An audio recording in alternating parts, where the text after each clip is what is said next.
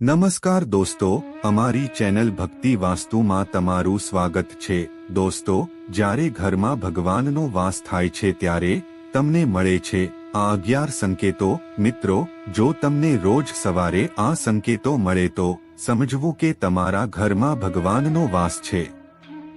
તે શું સંકેત છે આજે આપણે તેના વિશે વાત કરીશું। લોકો ભગવાનને ખુશ કરવા માટે ખૂબ પૂજા અને ઉપવાસ કરે છે। તેઓ સવાર સાંજ દીવા પ્રગટાવીને ભગવાનને પ્રસાદ પણ ચઢાવે છે, જેથી ભગવાનની કૃપા તેમના પર રહે અને તેમને જીવનમાં કોઈ પણ પ્રકારની સમસ્યાનો સામનો ન કરવો પડે। આપણે બધા જાણીએ છીએ કે ભગવાનની પૂજા અર્ચના કરવાથી તે આપણાથી પ્રસન્ન થઈ જાય છે, પરંતુ શું તમે જાણો છો કે તે આપણને અંગે સંકેત પણ આપે છે? ચાલો જાણીએ આ સંકેતો વિશે જે તમને જણાવે છે કે તમારા પર ભગવાનની વિશેષ કૃપા છે। મિત્રો, જ્યારે તમે પૂજા કરો છો ત્યારે ભગવાન તમારા ઘરમાં નિવાસ કરે છે। પછી તે પ્રત્યક્ષ હોય કે પરોક્ષ રીતે જ્યારે તે ઘરમાં નિવાસ કરે છે ત્યારે તમે ચોક્કસપણે અનુભવો છો। ઘણી વખત તમે તેને જોઈ પણ શકો છો। ઘણી વખત એવું બને છે કે ભગવાન તમારા ઘરમાં રહે છે, પરંતુ તમારી કેટલીક ભૂલોને કારણે તે પાછા ફરે છે। તમારા કેટલાક કાર્યોના કારણે તેઓ પાછા ફરે છે, કારણ કે તે સમયે લોકો ઘણીવાર આ ભૂલ કરે છે। તેઓ ક્યારેક પૂજા કરે છે અને પછી તેને છોડી દે છે। પછી થોડા દિવસો પછી તેઓ પૂજા કરે છે અને તેને છોડી દે છે। તો આ બધું બરાબર નથી। આ કારણે ભગવાન ચાલ્યા જાય છે। તમારે આવું ક્યારેય ન કરવું જોઈએ। એવા ઘણા લોકો છે જેમના ઘરમાં ભગવાન રહે છે પણ તેઓને આ વાતની જાણ નથી અને તેઓ પોતે જ તેમનું અપમાન કરે છે, એમ કહીને કે હું રોજ ભગવાનની પૂજા કરું છું, છતાં પણ હું ભગવાનના દર્શન કેમ નથી કરી શકતો? તો તમારી આ બધી ક્રિયાઓ તમારા ભગવાનને ઘરમાંથી કાઢી નાખે છે। તો આજે અમે તમને આ વિડીયોમાં તે સંકેતો વિશે વિગતવાર જણાવીશું જેના દ્વારા તમે જાતે જ જાણી શકશો કે ભગવાન તમારા ઘરે આવ્યા છે।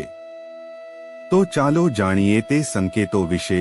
જ્યારે તમે સૂતા હોવ અને બ્રહ્મ મુહૂર્તમાં જાગતા હોવ, દરરોજ તમે આ સમયે જાગતા હોવ, જો બ્રહ્મ મુહૂર્તમાં જ આવું કોઈ સ્વપ્ન દેખાય તો, ઉદાહરણ તરીકે જો તમે મંદિરમાં પૂજા કરી રહ્યા છો અને મંત્રોચ્ચાર કરી રહ્યા છો, તો બ્રહ્મ મુહૂર્તમાં જોવા મળેલા આવા સપના એ પણ સંકેત છે કે ભગવાન તમારા ઘરમાં છે।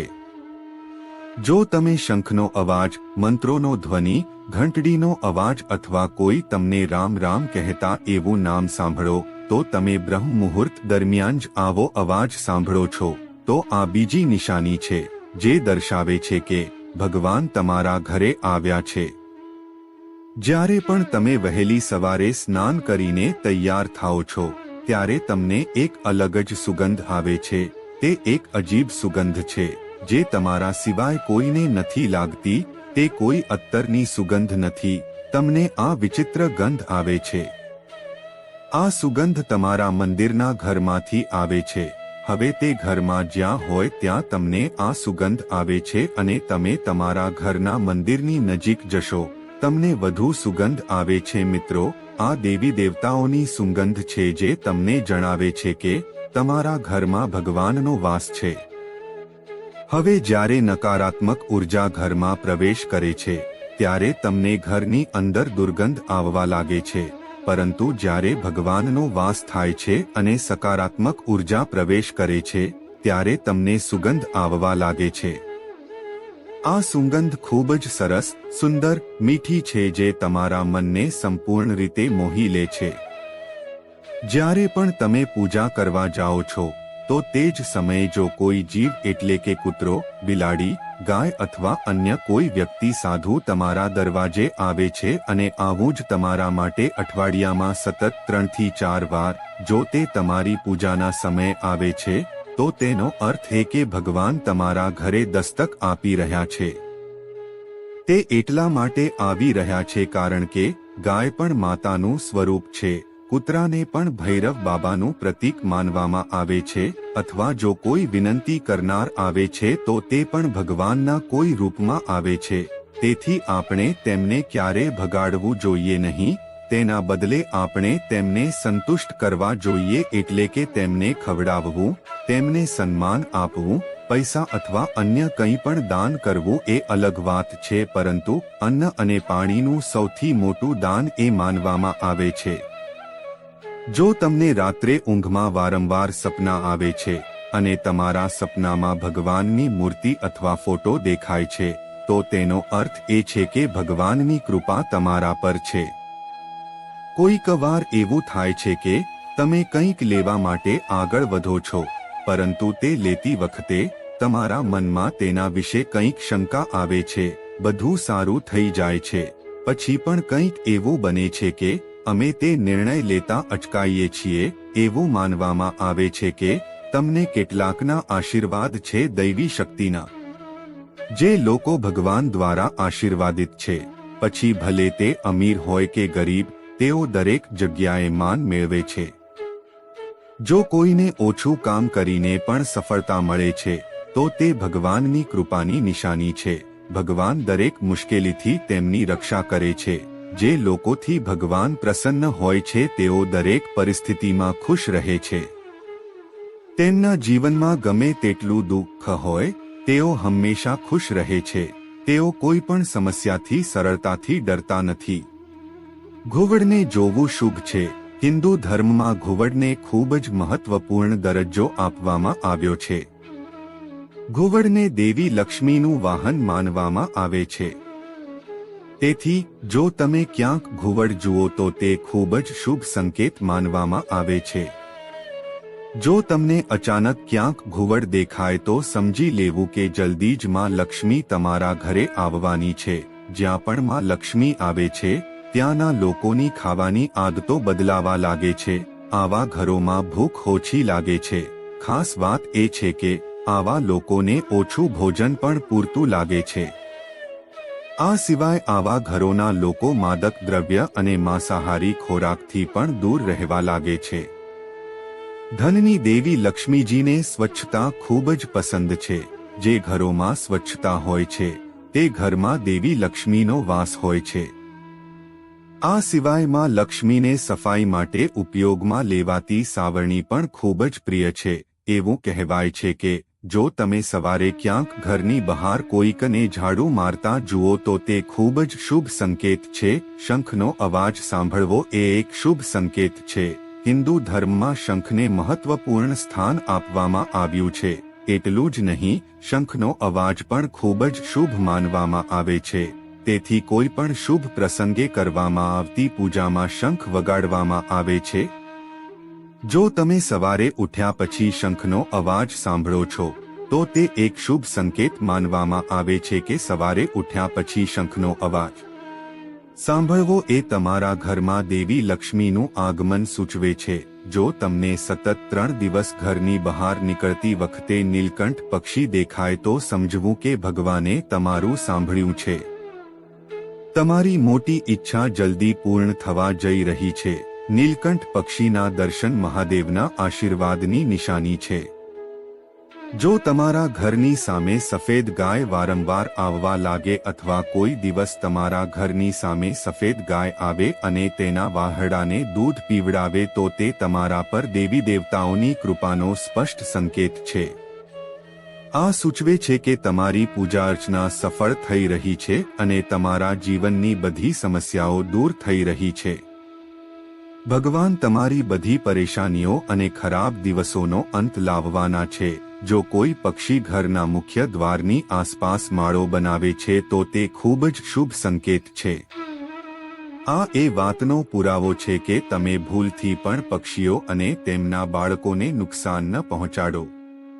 જો તમે પૂજા કરતી વખતે એટલા ભાવુક થઈ જાઓ છો કે તમારી આંખોમાંથી આંસુ વહેવા લાગે છે, તે ભગવાને તમારા હૃદયનો પોકાર સાંભળ્યો છે. જો તમે સવારે પૂજા કર્યા પછી ઘરની બહાર નીકળો છો, તો જો તમને વાંદરાઓનું જૂથ દેખાય છે, તો તેનો અર્થ એ પણ છે કે તમારી પૂજા સફળ થઈ રહી છે. ભગવાન તમારા પર મહેરબાન છે. તે વાંદરાઓને ખોરાક આપવાનો પ્રયાસ કરો. જો તમે કોઈ પણ અગરબત્તી, રૂમ સ્પ્રે અથવા કૃત્રિમ સુગંધનો ઉપયોગ કર્યા વિના પણ તમારા ઘરમાં સુગંધ અને તાજગી અનુભવો છો, તો સમજો કે ભગવાન તેમની કૃપાથી તમારા પર છે. શક્ય તેટલી વહેલી તકે બદલાશે.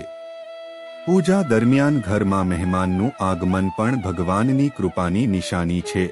જો મહેમાન પણ ભેટ લાવે છે, તો તે સ્પષ્ટ સંકેત છે કે ભગવાને તમારી પૂજા સ્વીકારી છે. જો પૂજા સમયે સળગતી દીવાની જ્વાળા અચાનક જ ઝડપથી બળવા લાગે તો સમજી લેવું કે તમારી પૂજા સફળ થવા જઈ રહી છે અને ભગવાનની કૃપાથી તમારા દુઃખના દિવસો જલ્દી દૂર થવાના છે. જો તમારી ઊંઘ ઘણી વખત સવારે 3 વાગ્યાથી 5:30 વાગ્યાની વચ્ચે એટલે કે બ્રહ્મ મુહૂર્તમાં ખુલે છે, તો એ પણ ભગવાનનો સંકેત છે કે તમારી ભક્તિથી ભગવાન પ્રસન્ન થાય છે. જે વ્યક્તિની ઊંઘ 3 વાગ્યા પછી અચાનક ફરી શરૂ થાય છે રાત્રે, જો તે ખુલે તો તેને મામૂલી ન સમજો. આ સંકેત માનવામાં આવે છે રાત્રે 3 વાગ્યા પછી દેવી દેવતાઓની શક્તિઓ જાગી જાય છે અને તમને ઘણું કહેવા માંગે છે. આવી સ્થિતિમાં રાત્રે 3 વાગ્યા પછી તમારું વારંવાર જાગવું એ સફળતાની નિશાની છે. દેવી દેવતાઓ પાસેથી માંગેલું વરદાન ક્યારેય ખાલી જતું નથી. ભગવાન તમારી પ્રાર્થના ચોક્કસપણે સાંભળે છે. જો તમે તમારા સપનામાં ઊંચા પહાડો અને ત્યાંથી વહેતો ધોધ જોશો અને તમે આ પાણી પીશો તો તમને ચોક્કસ સફળતા મળશે. જો તમે તમારા શિક્ષણનો યોગ્ય ઉપયોગ કરીને પરિવાર ચલાવી શકો છો, તો તે ફક્ત ભગવાનની કૃપાથી જ શક્ય છે. જેઓ શિક્ષિત હોવા છતાં તેમના શિક્ષણનો યોગ્ય ઉપયોગ કરી શકતા નથી. સારું સ્વાસ્થ્ય પણ તે ભગવાનની વિશેષ કૃપા છે. ખરાબ સ્વાસ્થ્ય તમારા શરીરને અસર કરે છે એટલું જ નહીં પણ ઘણું આર્થિક નુકસાન પણ કરે છે. તેથી જે લોકો સ્વસ્થ શરીર ધરાવે છે તેઓએ પોતાને નસીબદાર માનવો જોઈએ. જો તમને જીવનમાં યોગ્ય જીવનસાથી મળ્યો હોય તો આ પણ ભગવાનની કૃપાથી જ શક્ય છે. એક સારો જીવનસાથી તમારું આખું જીવન સુખી બનાવી શકે છે. પણ જો તમને ખરાબ જીવનસાથી મળે તો આખી જિંદગી ઝઘડા અને મુસીબતો વચ્ચે પસાર થાય છે. જો વ્યક્તિના બાળકો આજ્ઞાકારી હોય તો આ પણ ભગવાનની કૃપા છે. નહીં તો આજના યુગમાં મોટા ભાગના લોકો પોતાના બાળકોના કારણે નાખુશ છે. જેઓ સાચા અને ખોટા વચ્ચે તફાવત કરવાની ક્ષમતા ધરાવે છે તેઓને તેમના પ્રમુખ દેવતા દ્વારા આશીર્વાદ મળે છે. જે લોકો પોતાના સપનામાં ભગવાનના દર્શન કરે છે તેમના પર દેવી દેવતાઓની કૃપા પણ હોય છે. અન્યથા દરેક વ્યક્તિ માટે ભગવાનના દર્શન શક્ય નથી હોતા. જે વ્યક્તિ ક્રોધ પર કાબૂ રાખે છે, જેનું મન શાંત રહે છે, જે દરેક પરિસ્થિતિને સામાન્ય રીતે કેવી રીતે સામાન્ય વર્તન કરવું જાણે છે, આવા લોકો પર ભગવાનનો હાથ હોય છે. ક્યારેક એવું બને છે કે ભગવાન તેના વાસ્તવિક સ્વરૂપમાં આપણને દેખાતા નથી, પરંતુ કેટલાક લોકો એવા છે જે ભગવાનના સમાન માનવામાં આવે છે. તેમાં માતાપિતા, ગુરુ અથવા બ્રાહ્મણ શામેલ છે. જો તે પૂજા દરમિયાન તમારી ઘર નજીક આવી શકે છે, તે ખૂબ જ શુભ માનવામાં આવે છે. પૂજા દરમિયાન જો કોઈ ફૂલ કે માળા તમારા પર પડે તો તે ખૂબ જ શુભ સંકેત છે. તે દર્શાવે છે કે ભગવાનની કૃપા તમારા પર છે. તમારી ઈચ્છા ટૂંક સમયમાં પૂરી થવા જઈ રહી છે. મિત્રો, જો તમને વિડિયો પસંદ આવ્યો હોય તો વિડિયોને લાઈક કરો, ચેનલને સબસ્ક્રાઇબ કરો અને અમે ઈચ્છીએ છીએ કે તમે અને તમારા પરિવાર અને તમારા માતાપિતા બધા સ્વસ્થ રહે. જય શ્રી કૃષ્ણ.